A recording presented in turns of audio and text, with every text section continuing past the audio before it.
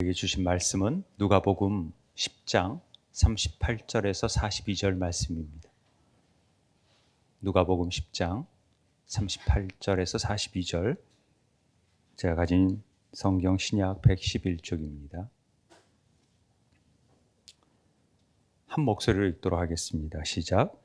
그들이 길 갈 때에 예수께서 한 마을에 들어가심에 마르다라 이름하는 한 여자가 자기 집으로 영접하더라.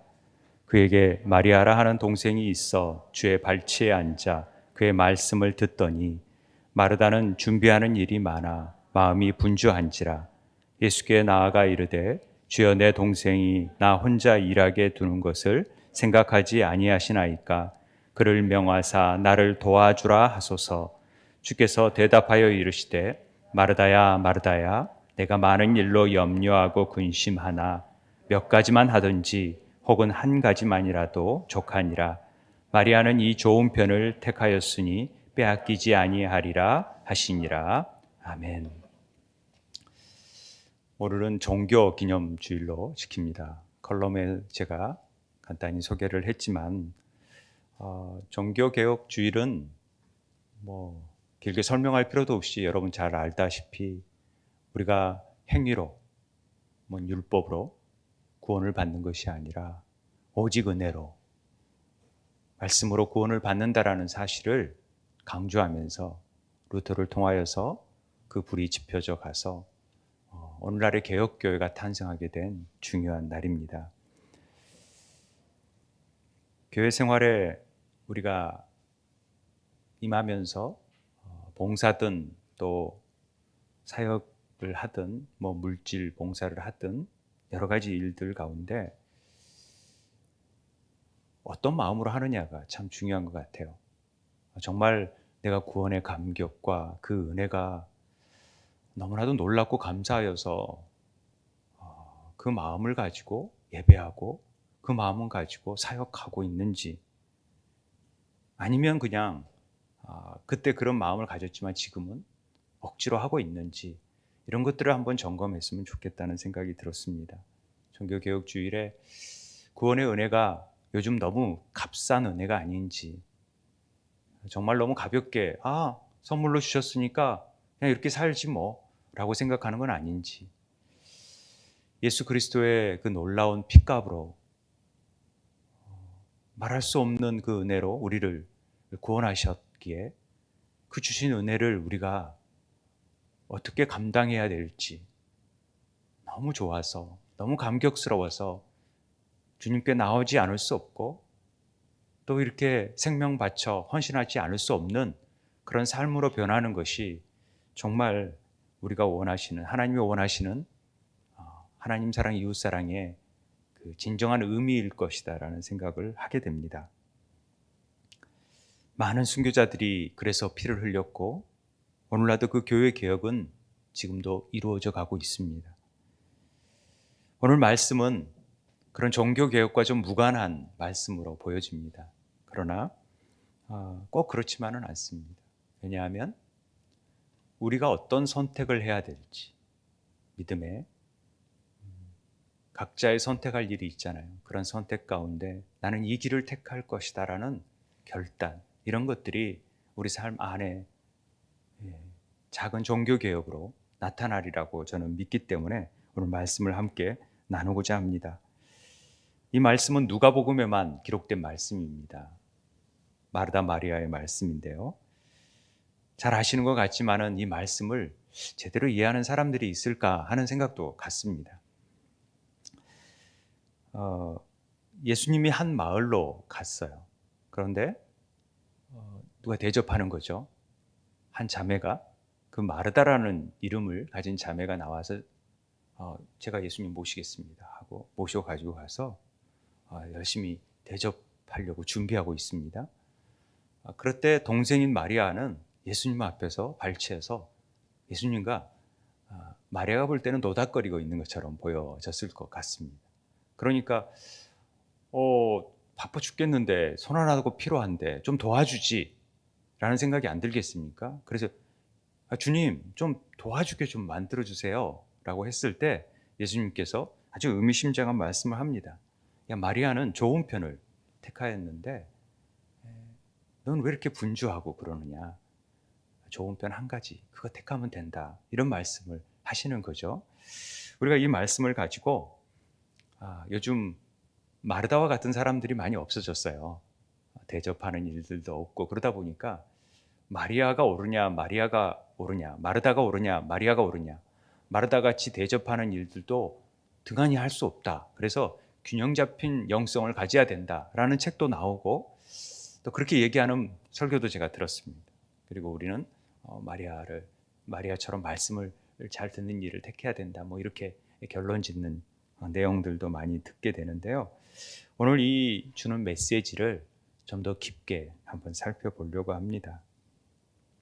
이 메시지를 이해하기 위해서는 이 앞에 있는 사건이 어떤 맥락에서 이 말씀이 이루어졌는가도 우리가 무시할 수 없는 부분인지라 앞에 말씀을 잠깐 보고 가려고 합니다. 그 앞에 말씀이 뭐냐면 선한 사마리아 비유가 등장합니다. 우리가 잘 알다시피 어떤 율법 교사가 예수를 시험하기 위해서, 율법 교사니까 얼마나 율법을 잘 알겠습니까? 그래서 예수님을 시험하려고 묻습니다. 무엇을 해야 영생을 얻습니까? 라고 예수님께 묻습니다. 예수님이 많은 제자들이 막 따르고 사람들이 따르니까 약간 시기가 들었겠죠. 예수님이 되묻습니다.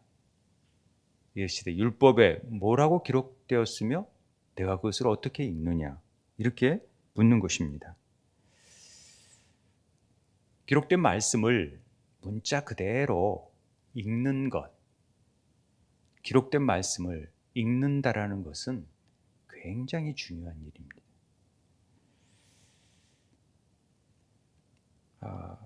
그런데 읽는다고 다가 아니죠. 오늘날 통독했어가 아니라 이 통독 가운데 이 말씀이 주시는 메시지가 뭔가를 잘 아는 게 중요합니다. 이해하는 게 중요합니다. 읽고 이해하는 게 중요하죠. 누가 말했는지, 어떤 뜻이 있는지, 또 저자의 의도는 뭔지, 이런 것들을 묵상하는 것이 중요하죠. 그런데 저희가 이제 기독학교 우리 아이들에게 책을 많이 읽기 위해서 우리가 선정 도서를 정해가지고 같이 교수들끼리 읽고 발표를 하는데, 그 중에 강영한 교수가 쓴 읽는다라는 것이라는 책을 제가 읽었었는데, 거기에 보면은 읽는다라는 것은 단순히 이해하는 차원이 아니라 그것을 삶으로 살아내는 것까지가 읽는 것의 총체다, 이렇게 강조하는 내용입니다. 한마디로 표현한다면. 그래서 율법을 어떻게 기록되어지고 이해하는 것에 끝나지 않고 그것을 삶으로 실천하는 일이 예수님은 너무나도 중요한 일이기 때문에 어떻게 읽느냐라는 얘기를 하시는 것입니다.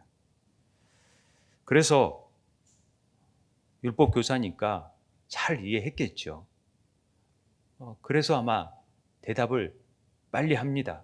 네, 마음을 다하며 목숨을 다하며 힘을 다하며 하나님 사랑, 이웃 사랑하는 겁니다. 율법의 정확한 부분을 잘 꿰뚫었고 주제를 잘 알고 있다라는 것이죠.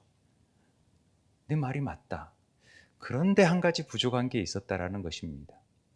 부자 청년과 마찬가지로 그러면 가서 이와 같이 행하라 라는 부분에 걸림돌이 있었던 것이죠.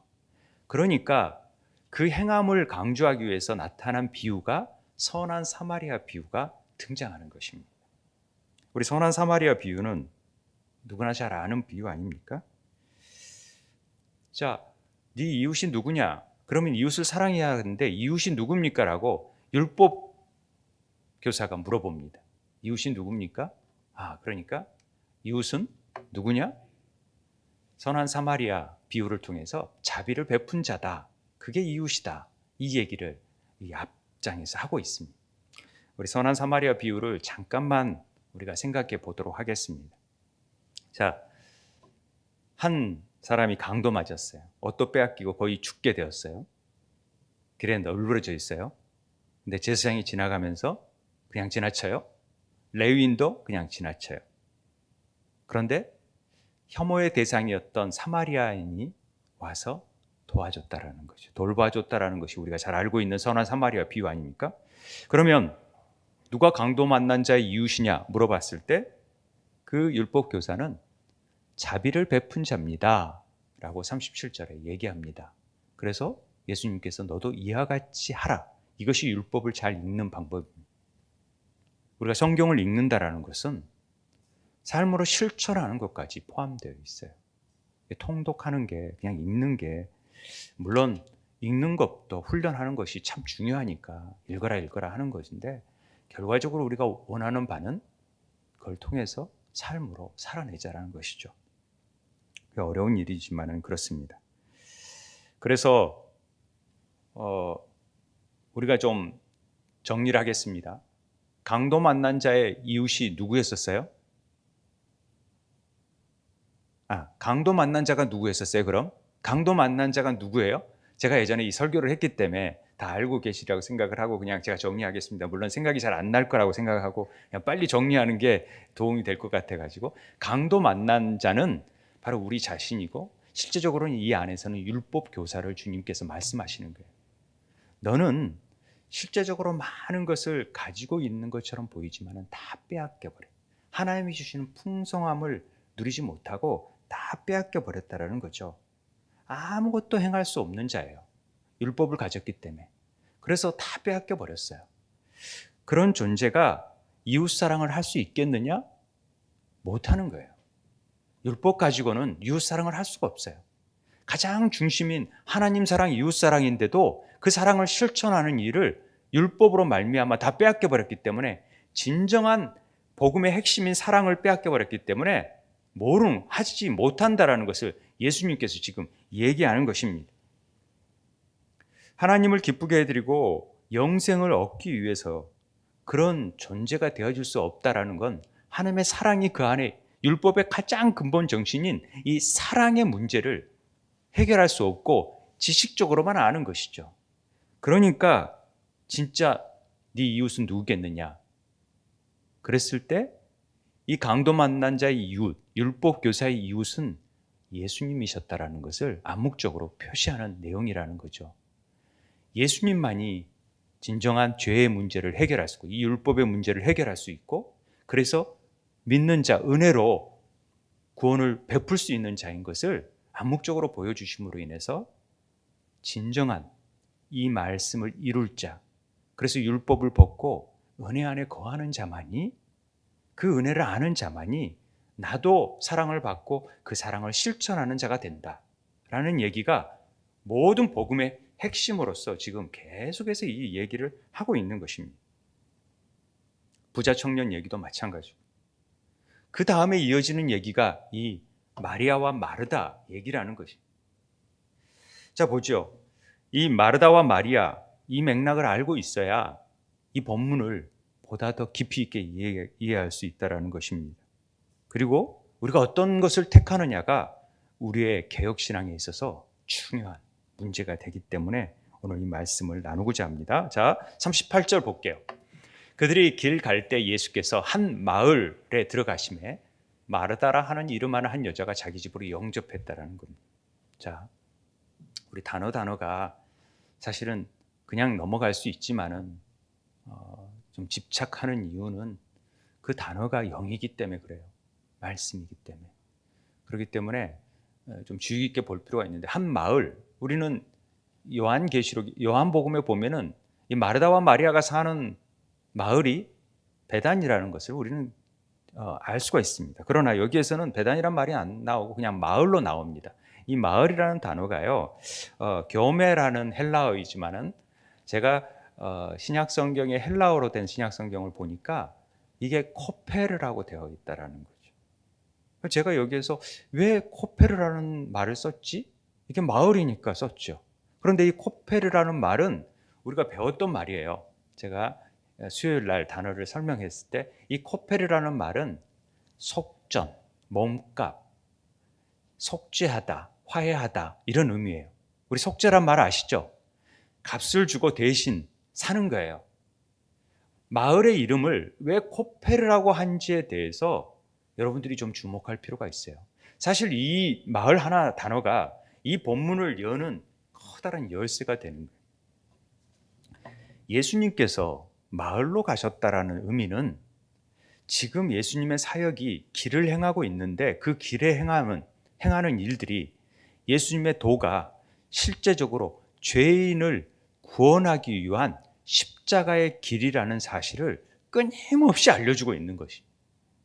그래서 이 마을에 들어갔다라는 것은 죄인을 구원하는 십자가 사역, 대속의 구속 사역을 이루기 위한 한 방편으로 주님은 지금 이 마을로 들어가시는 것이지, 그냥 오늘은 그냥 오늘 내 발길이 어디나 튀겨가지고 탁탁 가는 길이 아니라는 것이죠.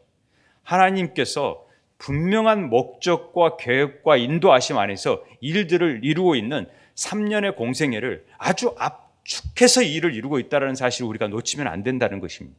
그러니까 주님께서는 뭔가 할 일이 있어서 이 마을을 향하여 들어갔다라는 사실을 놓치지 말아야 된다라는 것입니다. 마르다가 주님을 영접해요. 그런데 주님이 그 집을 안 들어갈 수도 있어요. 그런데 허락하세요. 이 일에는 하나님이 이 일을 통하여서 이런 구속사역의 의미를 더 분명하게 전할 필요가 있겠다라는 의도가 있으셨을 거라고 저는 여겨집니다. 제 생각이 그런지 어쩐지 맞는지 어쩐지 모르겠지만 그렇다라는 거죠. 그런 측면을 가지고 한번 보겠습니다. 자, 마르다라는 말은 무슨 뜻이냐면요. 메리, 마라에서 나온 말이에요. 우리가 배웠듯이 마라. 그래서 쓰다, 완고하다, 반역하다. 미리암이라는 단어에서 나왔다 그랬잖아요.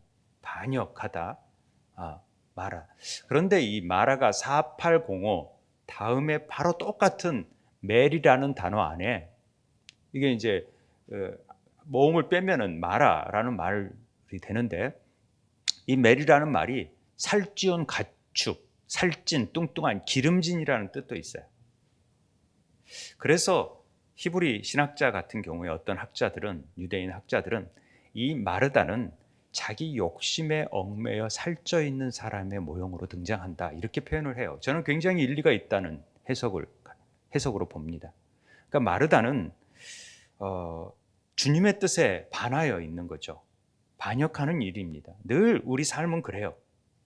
왜냐하면 인간적인 욕심과 자기 욕심에 있기 때문에 하나님의 뜻과는 늘 반대되어 있어요. 그 뜻을 하나 되게 만들기 위해서 예수님이 십자가를 통하여서 이루어진 일이니까 그렇죠. 그래서 마르다는 그 이름처럼 욕심이 많고 뚱뚱하며 기름진 것을 좋아하는 것으로, 이 말은 상징적인 세상의 욕심에 있는 거죠. 이 욕심이 어떤 욕심인지를 한번 생각해 보기를 원합니다. 자, 영접하다는 말은 휴포테코마이라는 말로 접대하다는 의미가 강해요. 그래서 접대하는 것입니다. 자, 보세요. 예수님을 초대해요. 얼마나 아름다운 일입니까? 예수님을 섬기고 싶고 잘 대접하고 싶은 마음, 이런 게 있죠. 예수님이 먹을 것과 잘 것이 없으니까 또 제가 섬기고 싶은 마음으로 이렇게 모시는 것 해드려야지, 이런 부분을 보면은요, 철저히 자기 중심이라는 거 아세요? 마르다 중심이라는 거? 예수님이 지금 뭘 하러 오신지를 우리는 지금 기억해야 되는 거죠. 그러면 예수님이 그걸 할 수 있도록 만들어 드리는 것이 첫 번째인데, 우리는 그게 이제 음식을 주면은 더 일을 잘할 수 있을 거라고 생각을 하기가 쉬운 부분이라 이 부분이 잘못됐다는 얘기는 아닙니다만은, 우선 예수님의 사역의 근본적인 하고 싶고자 하는 일이 뭔지를 우리는 잘 알고 있어야 된다는 것입니다.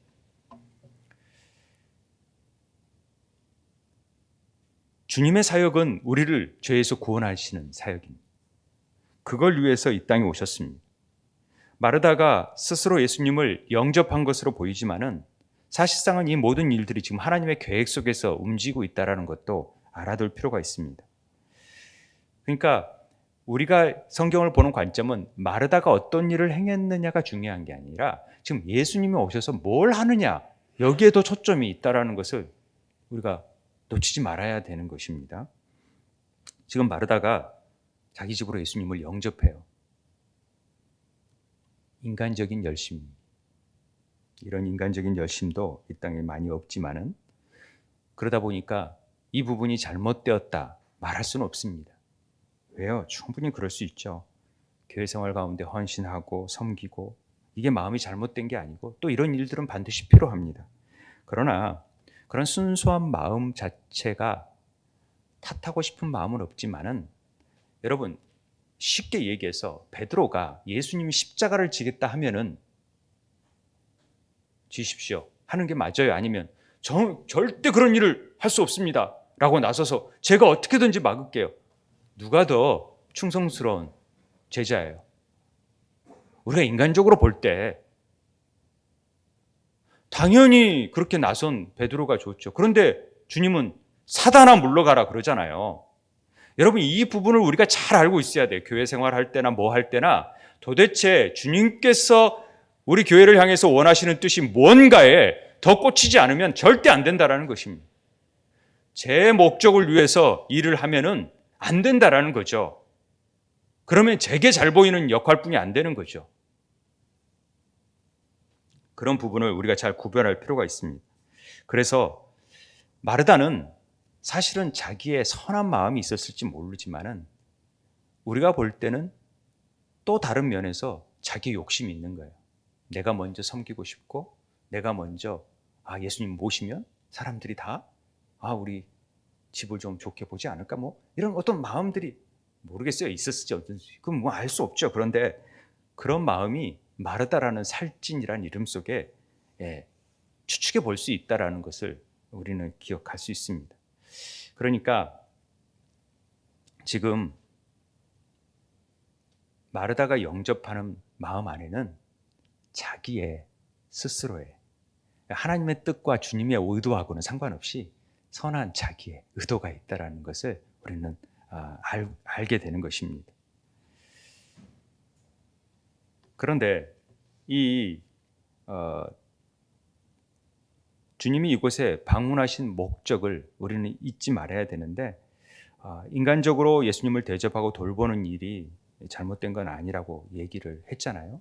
제가 이렇게 신방을 가다 보면은 그런 경우가 있어요. 이건 이제 좀 차원이 제가 비유를 일부러 안 쓰는 부분은 그게 너무 그 예수님의 사역 자체를 이렇게 축소시킬까 봐 그러는데 제가 이제 가끔 신방 대원들하고 권사님들이랑 신방을 가다 보면은 미리 다 준비해 놓고 예배를 기다리는 분도 있는가 하면은 가니까 그때부터 끓이기 시작해요. 뜨거운 걸 준다고. 그러다 보면은 바쁜데 기다리고 있으면 뭐 하냐면 전부 다 제가 권사님하고 같이 상담하고 있어요. 그 집에 신방 갔는데 그분은 식당에서 막 일하고 있고 그분하고 같이 얘기하다가 그 다음에 목사님 다 끓었어요. 빨리 먹고 합시다. 또 이렇게 해요. 그러면 예배를 드리고 해야죠. 그러면 식어지니까 하고 끝나고 뭐 먹고 하자고 막 이러다 보면은 뭐가 정말 뭘 바라는지 그 마음은 알겠어요. 목사님 한번 처음 오니까 대접하는 마음이 있지만은 그 본질은 1년에 한 번 하나님의 말씀을 통하여 그 가정에 그 말씀을 붙들고 살아갈 수 있도록 원하는 뜻으로 신방을 하고자 했는데 주객이 약간 전도된 느낌을 받는다라는 거죠. 실컷 먹고 왔는데 또 안 먹으면 서운해하는 권사님들이 굉장히 많아요. 그러다가 유장병 걸린 목사님들이 많대잖아요. 어찌됐든 그게 중요한 게 아니라는 것을 말씀드립니다. 하나님의 일, 사람의 일이 구분될 줄 알아야 돼요. 제가 교회 목회자로 갈 때 목사님이 부르셔서 하신 말씀이 있어요. 부목사가 뭐라고 생각하느냐.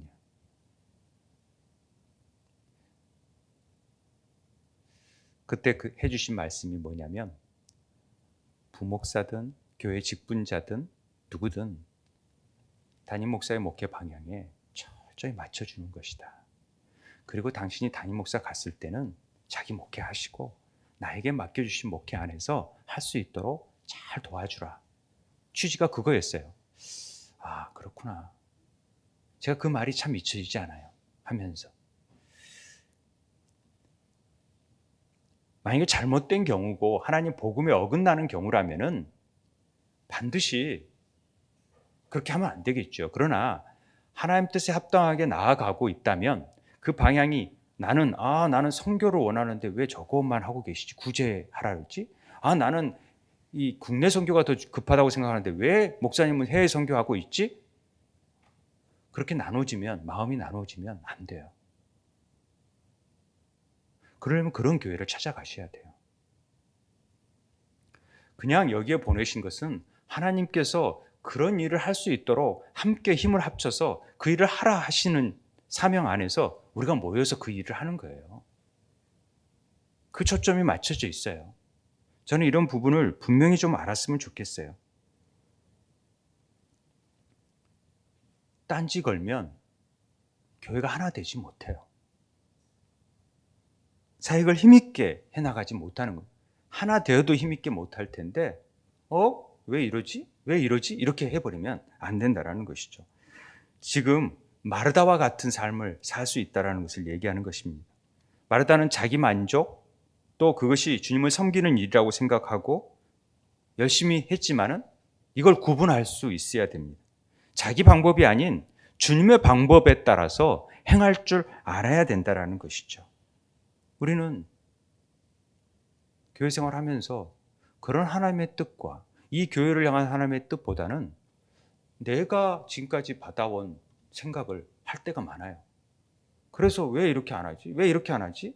막 뒤에 가서 그런 말을 하는, 우리 교회는 그런 분이 없습니다만은 그런 일들을 한다면 그 교회가 바른 교회가 되어줄 수 없습니다.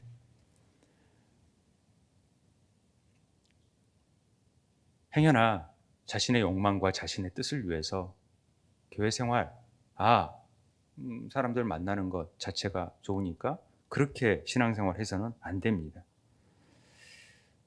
그렇게 되면은 교회에 나와서 있을 때, 목사님 내 뜻도 안 받아주고 내 뜻대로 안 해주고 서운하다. 왜 저렇게 하지? 저렇게 편해하지? 왜 저 일만 하지? 이렇게 생각하시면 안 됩니다. 물론 사람인지라 그럴 수도 있겠죠. 그러나 좋게 봐주시면 좋습니다. 그래도 목회자는 수십 번 생각하고 하는 행동입니다.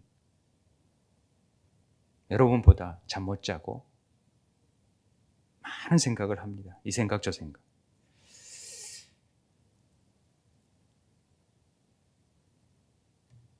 목회자가 그래도 말씀 우리가 끝까지 읽자, 그 기도 열심히 하자, 그러면 그렇게 하면 되는 거예요. 나는 이렇게 아닌데, 내 사명은 이게 아닌데, 이러면 참 어렵습니다. 오늘 말씀을 통해서 저는 그 메시지를 받습니다. 자, 마리아가 있었어요. 그 동생 39절을 보죠. 마리아라는 동생이 있는데 주의 발치 앞에 앉아 그의 말씀을 듣더니, 이 듣다라는 것은 쉐마라는 말입니다. 쉐마는 그냥 듣는 게 아닙니다. 보고 듣고 경청하다라는 의미가 들어가 있어요. 그래서 사실 이 아쿠오라는 말은 경청하다, 주위에서 듣다, 샤마, 아쿠오라는 말이거든요. 그런데 이 마리아라는 말도 아까 미리암, 메리, 마르에서 나온 말이라는 것을, 이건 제가 이 파워포인트는 수요 예배 때 했던 내용을 골라서 온 거예요.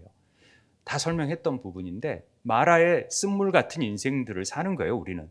그러니까 늘 예수님을 반역할 수밖에 없어요. 죄인된 우리들은 주님의 뜻을 알 수가 없어요. 주님의 뜻과는 늘 반대되게 생활할 수밖에 없는 존재들이에요. 그런데 오늘 그 마리아와 마르다와 마라 같은 사람에게 기회가 온 거예요. 마리아가 예수님의 발 앞에 나아가서 주님이 왜 오셨는지, 왜 이곳에 오셨는지 이런 거에 관심을 갖기 시작했다라는 거예요. 그리고 그 발 앞에서 그 말씀을 경청하기 시작했다라는 것입니다. 그런데 마르다는 자기 생각에 지치고 힘들었을 것 같으니까 대접해야겠다라는 마음이 앞선 거죠. 이건 굉장히 다릅니다. 우선순위의 문제일 수 있지만 우리가 신중하게 이 부분을 고민해 보면은 결과적으로 지금 복음서가 노리고 있는 부분, 얘기하고자 하는 부분이 누가복음 15장에서 5가지 비유를 통해서 얘기하고 있는 내용이 뭐냐면, 실제적으로 댓글에 썼지만 율법과 복음의 차이를 극명하게 보여주는 거예요. 탕자의 두 비유를 통해서도 그렇죠. 잃어버린 아들을 통해서도 그렇죠. 진짜로 잃어버린 양을 통해서도 그렇고 복음적인 삶이 뭔지, 율법으로는 이룰 수 없는 것들이 뭔지, 이런 것들을 아주 불의한 청지기의 비유를 통해서도, 나사로의 비유, 부자와 나사로의 비유를 통해서도 다 얘기하고 있는 것입니다. 그러니까 마르다는 율법의 대표성으로 나타나는 거고, 마리아는 복음의 대표성으로 지금 나타나고 있어요. 율법으로는 늘 분주해요. 그러나 말씀은 주의 은혜 말씀만 잘 들으면 되는 거예요. 그게 굉장히 중요한 일이라는 거죠. 믿음 하나로 구원받아요. 그런데요, 유대인들은 율법의 613가지를 지켜야지, 말도 안 되게 어떻게 그냥 예수님이 한 일을 믿는다고 구원받는다? 이게 기가 막힌 일이죠. 지금도 그건 말도 안 된다고 생각해요. 자기들이 얼마나 열심히 노력해 왔는데, 얼마나 준비를 열심히 하고 분주하게 사는데, 그저 한마디 발 앞에 가서 말씀 듣는다고 그게 구원받았죠? 아이고, 말도 돼? 이런 맥락이 있다라는 것을 우리가 알고, 우리가 한번 그걸 보자고요. 자, 마리아는 지금 말씀을 잘 받아들이면서 복음에 경청하고 있는 것입니다. 저는 목회 철학, 소신이 있어요. 어떤 부분이냐면, 제가 목회자는 관계다라는 얘기를 많이 해요. 선배 목사님들. 그래서 교인들과의 친밀한 관계를 해줘야 설교도 잘 들리고, 그러니까 잘 관계를 맺어서 다 자기 편을 만들어라, 이런 얘기를 공경하게 합니다. 저는 굉장히 중요한데, 제가 그런 젬병이에요. 그런데 관계. 근데 저는 하나님께서 주신 목적이 그런다고 생각해요. 제가 교회를 바라볼 때 그런 관계 전 못하지만 부럽고 좋아요. 그런데 그 관계는 하나님과 먼저 가져야 돼요. 제가 할 수 있는 역할은 예수님과 관계를 잘 맺어가면은, 여러분, 그게 먼저라는 거죠.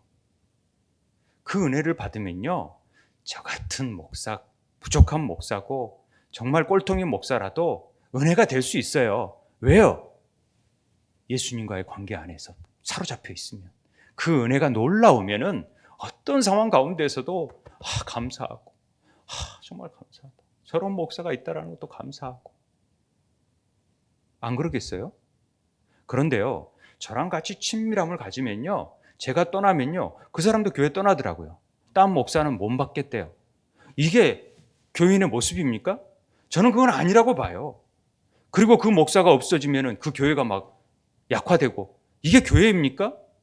예수님과의 친밀한 관계를 맺고 있으면은 어떤 목사가 오더라도, 목사가 설령 없더라도 그 주님과의 관계 안에서 이루어지는 그 관계 안에서 사랑을 나누면 되는 것이죠.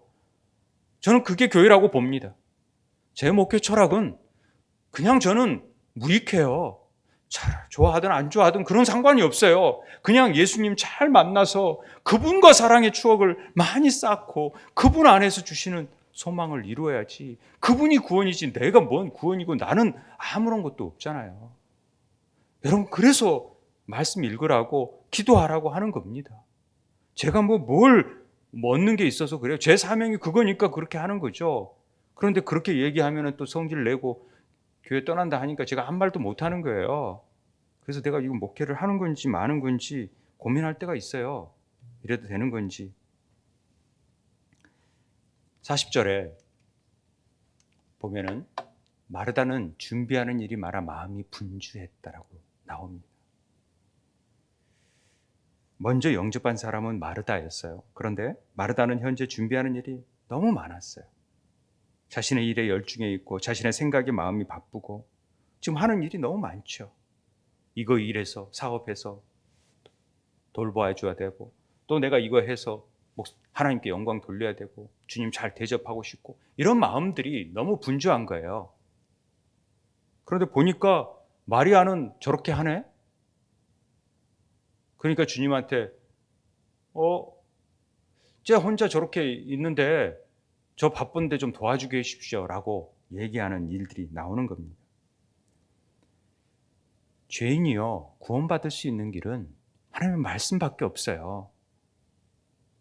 말씀을 듣는 길밖에 없어요. 다른 방법이 없어요. 복음을 들을 때 가능해요. 마르다, 마리아도 다 죄인이에요. 그런데 진짜 마르다에게 필요한 것은 복음이었어요. 대접이 아니었다라는 거죠. 주님이 이 일을 위해서 오셨는데 지금 마르다와 누가 더 주님이 오신 일에 합당하게 행하고 있느냐 하는 것이죠. 현재 우리의 신앙을 한번 돌아다 봐야 돼요. 여러분 뭐 하느라 바쁩니까? 성경 읽을 시간도 없이 바쁩니까? 뭔 일을 위해서 그렇게 바쁩니까? 기도할 시간 없습니까? 뭐가 그렇게 바쁘게 사세요?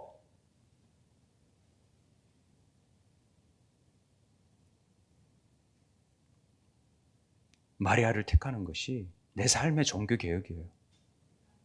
그런 결단이 있어야 돼요. 기쁨으로 주님을 영접하지만 그 일이 우리 스스로의 일로 막 주님을 섬기는 일을 할 때가 너무 많아요. 율법으로 주님 앞에 칭찬받고 또 주님 알아주길 바라는 것으로 행할 때가 많다라는 거죠. 자신의 일에 심취해서 내가 이게 신앙생활이라고 자기 스스로 규정화해서 이건 좋은 편이 아닙니다. 주님을 바로 눈앞에 두고도 자신의 의를 나타내 구원에 이르고자 하는 이 마르다와 같은 자들이 우리 자신들의 모습이라는 것이죠. 마리아도 죄인이지만 자신의 공로가 아닌 십자가의 은혜를 붙들려고 나아가는 것입니다. 히브리어로 마음이 분주하다라는 말이요, 이 페리스파오, 마음이 분주하다라는 말이 있더라고요. 그래서 신약 성경에 히브리어로는 뭘로 됐냐 그랬더니 가하로 돼 있어요. 가하. 이 가하라는 말은 울다라는 뜻이에요. 왜 마음이 분주한 게 왜 울다라는 말로 번역을 해놨을까? 제가 고민이 됐었어요. 그런데 이 마음이 분주하다는 것은 하나님 합당한 분주함이 아니잖아요. 그러니까 자신의 유익을 위한 거고 자신의 의를 나타내기 위한 분주함이라는 거죠. 그런 자들은 마지막 날에 구원에 이르지 못해요. 그러면 문 밖에서 슬피 이를 갈며 울리라. 여러분 이거 꼭 기억해야 돼요. 마음의 분주함이 다음에는 울게 되는, 쫓겨나 울게 되는 일들이 있다라는 사실이 여러분이 이 가로 번역된 말들이 참 의미가 있다라는 것을 생각하게 됩니다. 마리아는 복음을 잘 듣고 있어요. 그런데 자신의 율법의 행위의 의를 나타내고자 하는 이 마르다는 그 마리아까지도 끌어내고 싶은 거예요. 그래서 너도 이렇게 율법을 지켜야 되지 않겠냐? 할례하고 금식하고 이래야 하나님이 기뻐하시지. 그게 옳은 것이지 라고 생각하는 거죠. 그러나 그게 아니라는 거죠.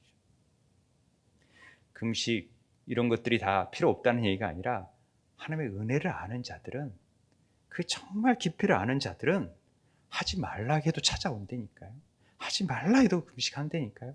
그러니까 그게 먼저라는 것을 지금 예수님께서 얘기하시는 것입니다. 그래서 자기만 천국에 못 들어가면 되는데 남들까지 못 들어가게 하는, 그래서 독사의 자식들아, 율법에 찌들어 있는 외식하는 자들아, 이렇게 예수님께서 말씀하시는 거예요. 율법으로 구원을 말하는 유대인들이 보기에는 정말로 이 복음은 그냥 거저 먹는 셈이 되는 거예요. 그냥 예수님 말 한번 듣고 구원 받았네 하니까 이게 정말 기가 찰러도 아닙니까? 유대인들이 볼 때. 응? 우린 613가지 이거 지킨다고 정말 얼마나 피땀 흘리는데 화가 나는 거죠. 그래서 주님 왜 이렇게 쟤만 이뻐하시고 내 일은 이렇게 보지도 않으세요? 좀 봐주세요. 그리고 쟤도 좀 저와 같이 일할 수 있게 해주세요. 라고 말하는 거죠. 그때 주님께서 41절에 대답하여 이르시되 마르다야 마르다야 내가 많은 일로 염려하고 근심하였다 라고 얘기합니다. 야, 내가 무슨 못 먹어 죽는 귀신이 씌었냐? 이거 죄송합니다. 이런 표현을 써서. 내가 언제 너한테 밥 달라 하대? 누가 너한테 나 섬겨달래? 나에게 너희들이 알지 못하는 양식이 있어. 그건 나에게 중요한 게 아니야. 내 안에 있는 생명을 받는 일이 훨씬 너에게 중요한 일이야. 그게 나는 소중한 자라고 생각하는 거야. 지금 이렇게 말씀하시는 것입니다. 염려라는 말은요, 아까 말한 대로 이 메림나조라는 말은 염려하다, 걱정하다인데 메리조라는 말에서 유래됐는데 메리조가 나누다, 분배하다라는 뜻이에요. 그러니까 어떤 몫이 나누어져 있는 거예요. 하나님과 나의 마음이 나누어지면요, 한 마음이 되어질 수 없어요. 그 마음이 탐심이에요. 바울은 그렇게 얘기해요. 나눠진 마음을, 두 마음을 품은 자는 나눠진 거예요. 물질을, 하나님을 섬기는 것, 물질을 섬기는 게 두 마음을 나누어져 버리면 안 되는 거예요. 마음이 하나 돼야 돼요. 하나 돼야지. 그래야 하나님이 원하시는 뜻을 행하는 것이 정말로 좋은 편에 서는 거예요. 그런데 우리 마음들은 나누어져 있다 보니까 내 마음의 욕구가 하나님 마음하고는 상관없이 내 마음의 욕구를 이루기 위해서 우리는 기도하고 있고 교회 일을 하고 있고, 그렇게 됐을 때 그것들이 하나님 앞에 칭찬받지 못한다라는 것입니다. 그래서 염려하지 말라, 나누어지지 말라. 야, 너희들 염려의 내용이 뭐야? 먹고 마시고 입는 것 아니냐? 그래서 무엇을 먹을까, 무엇을 입을까 걱정하지 말라는 거죠. 왜요? 하늘의 새도 들의 풀도 주님께서 먹이시는데 하물며 사랑하는 아들 내가 그냥 둘 거냐? 아니다라는 거죠. 그러니 먼저 그 나라와 그 의를 구하라. 이거 지금 얘기하는 거, 계속 이 얘기하는 거 아닙니까? 그런데 스스로 뭔가를 막 하려고 하는 것 자체가 아무런 도움이 안 되고 오히려 너희들의 염려를 더 키우는 일이 돼요. 그러니까 지금 말하다가 지금 염려하고 있잖아요. 막. 그리고 근심하다라는 말은 이 더르바조라는 말은 야단법석하는 거예요. 소동을 일으키는 거예요. 막 괴로워하는 거예요. 막 저 왜 이렇게 안 해요? 막 괴로워하는 거죠. 제 안에도 이런 마음이 있어요. 염려하고 근심하는 마음. 왜 뜻대로 안 되지? 이런 마음들이 있더라고요. 제 안에도. 왜 알아주지 않지? 왜 이 귀한 일들을 너무 신경 안 써주지? 이런 마음이 있어요. 염려. 근데 주님이 이 말씀으로 위로를 주시는 것 같아요. 야, 네가 하는 거 아니고 내가 하는 일인데 너 왜 이렇게 분주하냐? 내가 지금 이 일을 하기 위해서 만세전에 예정하신 뜻 가운데에서 지금 이 일을 하고 있는데 네가 뭘 이래라 저러고 이렇고 어쩌고 걱정하고 염려하고 그러느냐? 마치 그렇게 말하는 것 같아서 제가 많은 위로를 받았어요. 하나님 다 먹이시고 입히시고 이루시는 분이세요. 그런데 왜 염려, 걱정, 근심 하냐는 것이죠. 우리는 닥치지 않는 일까지 막 걱정하고 그래요. 그 일만 걱정하면 좋겠는데 이건 이럴 것이다. 사람이 쫓겨오면 어떨까? 그러면 어떨까? 왜 그런 일을 걱정하고 있니? 그때 걱정하면 되잖아요. 그런데 이미 우리는 걱정이 짓눌려서 보지를 못해요. 하나님의 일하심을. 마음이 나누어져서 염려하고 있는 거예요. 근심하고 그게 막 남들까지도 막 힘들게 만들어버리는 일을 하는 거예요. 그래서 요즘 아내가 굉장히 힘들어요. 저 때문에. 제가 그래서 회개합니다. 정말 마리아와 같은 삶을 가져야 되는데. 그래서 42절 몇 가지만 하든지 혹은 한 가지만이라도 족하니라. 마리아는 이 좋은 편을 택했으니 빼앗기지 아니하리라. 이 말씀이요 좀 어렵네요. 몇 가지만 하든지 혹은 한 가지만이라도 족하니라. 이 해석이 어려운데 이 원어 그대로 보니까 이 족하니라는 말이 크레이아라는 말로 필요, 부족, 결핍이라는 뜻이에요. 뭔가 부족하니까 필요하겠죠? 그래서 이걸 번역하니까 실상 필요한 것은 딱 한 가지다, 이런 얘기예요. 부족한 것 딱 한 가지다. 필요한 것이 딱 한 가지다. 이 얘기하는 것입니다. 이 표현이 실상 너에게 한 가지만이라도 족하니라는 것은 딱 필요한 게 하나 있어. 너 정말 필요한 게.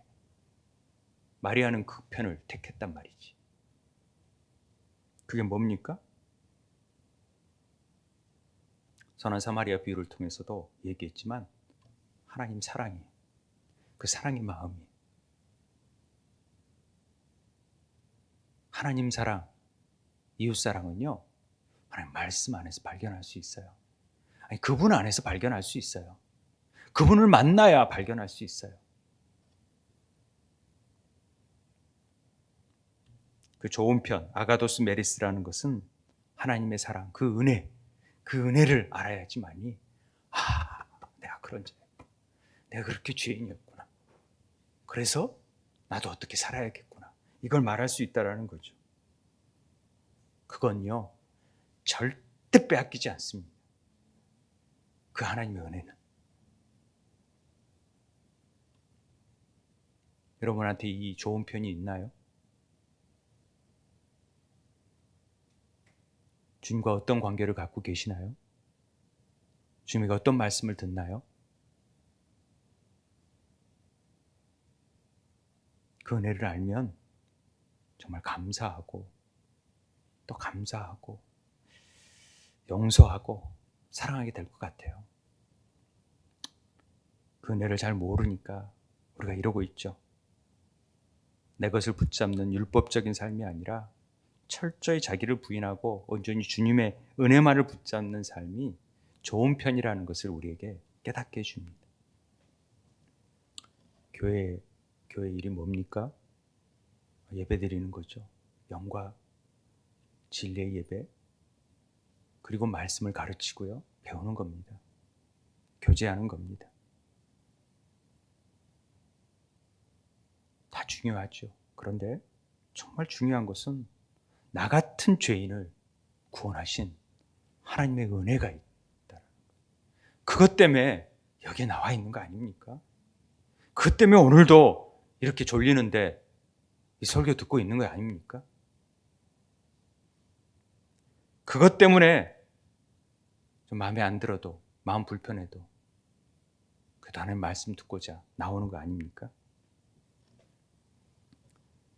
저는 그 뜻을, 하나님 뜻을 이루어 드리려는 마음으로 이 자리에 서 있습니다. 주님 발 앞에 엎드려서 우리를 구원하신 그 사랑이 얼마나 놀라운지, 그리고 그 사랑을 받은 자로서 그 사랑을 다음 세대에게도, 우리 주위에게도, 정말 예수를 아는 자들에게 전하고 싶은 마음이 있다라는 것입니다. 말씀을 잘 가르쳐서 하나님과 좋은 관계를 잘 만나게 해가지고 우리 교회 아니라 세상 곳곳에 나가서 복음을 증거하는 증인된 삶을 살게 만들고 싶은 것이 제 마음입니다. 이게 하나님의 뜻이라고 저는 생각을 해요. 저는 이 몫을 받았고 저는 이 일을 힘써서 할 수 있는 동역자들이 필요합니다. 그냥 자기 뜻을 이루고 싶은 사람이 아니라 그런 동역자들이 필요해요. 제 말을 들어주고 제 말에 지지해주고, 그래서 목자 목녀들이, 임직자들이 이런 일에 앞장서서 도와주고 힘이 되어줘야 돼요.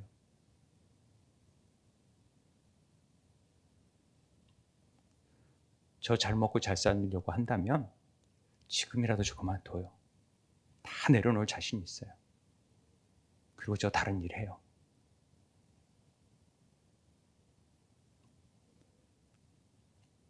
주님이 정말 우리에게 뜻하신 바가 뭔지, 이거 안 할 수 없도록 하나님이 몰아가시는 상황이 뭔지 그 고민하면서, 왜 이 자리에 여러분들을 모아두셨는지 이거 고민하면서 우리도 좋은 편을 택할 수 있고, 주님의 이곳에 오신, 지금 이곳에 주님이 임재하셔서 우리에게 지금 권면하고 계시는 주의 음성을 듣고 너는 어느 편? 내가 왜 온지 아냐? 내가 왜 이 교회를 통해서 뭔 일을 하기를 원하는지 아냐? 너 그런데 왜 이렇게 바쁘니? 나 만날 시간이 왜 이렇게 없니? 이런다면 뭐라고 하시겠습니까? 마리아가 주님을 택한 것처럼 보이잖아요. 전혀 아닙니다. 하나님께서 죄인인 마리아를 택하신 거예요. 그를 불러주셨고 죄에서 빼내주셨고 구원을 시킨 것입니다. 저는 주님이 제가 학교를 택합니까? 학교 하겠다고 택합니까? 다음 세대를 택합니까? 아니요. 하나님께서 하라 하시니까 그냥 하는 것입니다. 다음 세대를 세우는 일, 우리 성교원, 기독학교, 가정교회 이런 일을 하는 것이죠. 저는 이 일을 빼앗기고 싶지 않습니다. 빼앗길 수도 없습니다. 그냥 할 뿐이죠. 조한나 유버의 책이 마르다 세상에서 마리아 영성을 갖자. 요즘은 마르다 세상 막 분주한 일로 다 바쁜데 진짜 마리아의 영성을 갖자라는 책입니다. 저는 우리가 말씀 앞에 좀 더 엎드리고 주님과의 교제를 갖는 시간을 좀 가졌으면 좋겠다라는 생각이 듭니다. 그래서 이 시대의 나를 향한 뜻이 뭔지, 제가 한동안 돈 벌어서 선교하려고 그랬어요. 그건 하나님하고는 전혀 관계없는 뜻이더라고요.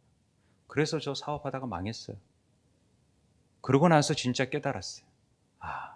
내 힘으로 하는 게 아니구나. 하나님이 하시고자 하는 일들을 행해야지 내가 어떤 일을 결정해서 하는 일은 절대 아니구나. 그러려면 하나님 앞에 엎드려야 되겠구나. 제가 깨달은 게 그겁니다. 우리에게 맡겨준 사명이 저는 뭡니까? 저는 영혼 구원하고 제자 삼고 다음 세대를 세우는 일이라고 우리에게 가르쳐 주셨잖아요. 그러면 그 일을 위해서 우리가 정말로 우리를 구원하신 그 감격 안에서 마음과 뜻과 정성과 힘을 다하여서 그 일에 힘써야 돼요. 그리고 힘을 합쳐서 우리가 그 일을 이루어 나갈 수 있도록 좀 힘있게 해야 돼요. 이러쿵저러쿵 이런 말보다는 정말 하나님, 제가 아무런 힘이 안 되지만 그 일을 할 수 있도록 우리가 함께 노력해보고 제가 도울 일이 뭐가 있는지 함께 고민하고 나아갔으면 좋겠습니다. 그런 은혜가 있게 되길 바랍니다. 여러분 어떤 편을 택하시겠습니까? 우리 함께 기도했으면 좋겠습니다. 하나님, 오늘 종교개혁주일에 마르다와 마리아를 통하여서 우리에게 주시는 주의 음성을 듣게 되기를 원합니다. 우리가 참 분주하게 삽니다. 그러나 정말 주님 앞에 주님의 뜻을 헤아린 적이 얼마나 있었던지, 주님께서 나를 통하여 이루고자 하는 뜻이 무엇인지를 깊이 있게 깨닫고 알게 되기를 원합니다. 그래서 마리아처럼 좋은 편을 택하게 해달라고 우리 함께 기도했으면 좋겠습니다. 사랑의 하나님 아버지,